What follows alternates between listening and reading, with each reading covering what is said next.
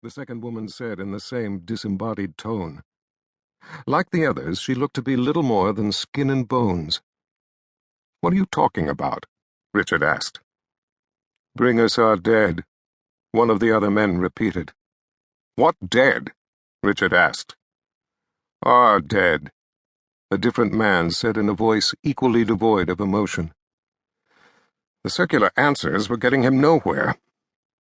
Back in the camp behind him, Richard could hear a soft, calculated commotion as soldiers of the first file, awakened by the sound of his sword being drawn, threw off their blankets and sprang to their feet. He knew that they would be snatching up swords, lances, and axes at the ready near where they had been sleeping. These were men who were always prepared for trouble. Without taking his eyes from the five any longer than necessary to snatch quick glances to either side in order to watch for other threats, Richard knew that the soldiers behind him would be giving hand signals for defensive positions. As distant as they were, as careful as they were, he could hear a footstep here, the rustle of leaves there, the squish of mud underfoot to the side as some of them moved swiftly through the forest to surround the strangers. These men were the best of the best, experienced soldiers who had worked hard to join the elite corps of the first file. They all had seen years of combat.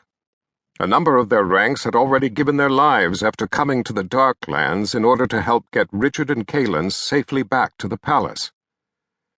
Unfortunately, they were all still a very long way from home.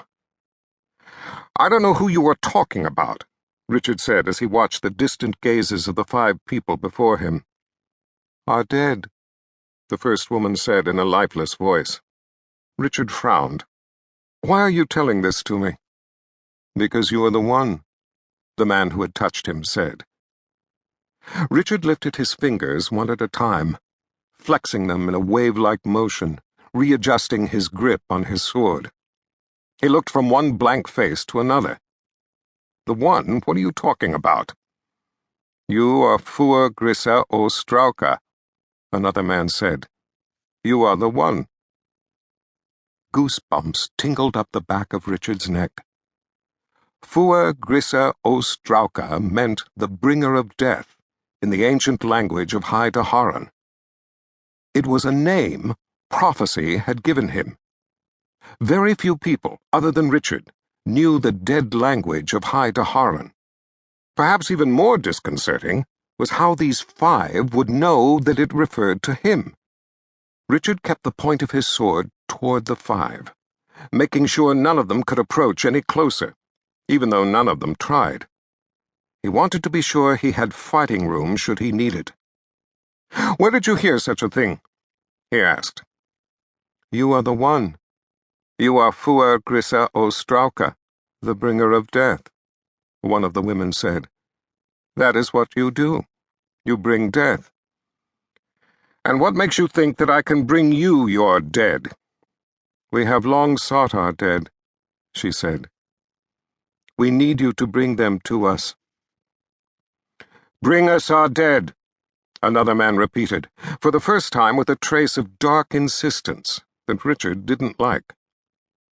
It seemed to make some kind of sense to the five people, but it didn't make any sense to Richard, other than in a decidedly perverse way. He knew the three ancient meanings of the term Fua Grissa o Strauka and how they applied to him. These five were using it in an entirely different way. Behind him, he could hear Kahlan racing back toward him. He recognized the unique sound of her boots, strikes, and stride. She had been sharing some quiet time with him before dawn, and had only moments before started back toward the camp. As she came rushing up behind him, Richard held his left arm out to make sure she stayed out of the way should he need to use his sword. "What's going on?" she asked as she came to an abrupt halt not far away. Richard stole a quick glance back over his shoulder. The tense concern of her expression did nothing to diminish the flawless beauty of her familiar features. Richard turned back to the five to keep his eye on them. They were gone. He blinked in surprise and then looked around.